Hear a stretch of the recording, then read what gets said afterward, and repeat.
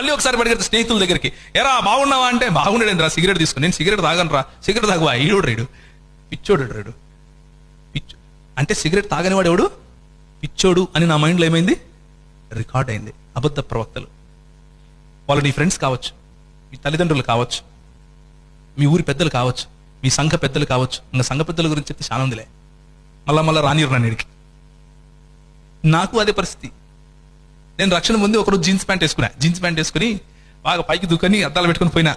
చర్చికి పోతే పిలిచినాడు, ఇక్కడ రా అన్నాడు.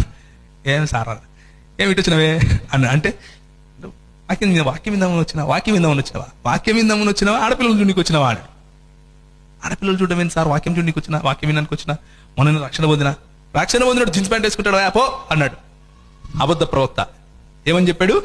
రక్షింపబడిన వాడు స్టైల్గా ఉండకూడదు, రక్షింపబడిన వాడు చక్కగా జీవించకూడదు, రక్షింపబడిన వాడు సంపాదించకూడదు, రక్షింపబడిన వాడు అందంగా ఉండకూడదు. ఎలా ఉండాలి?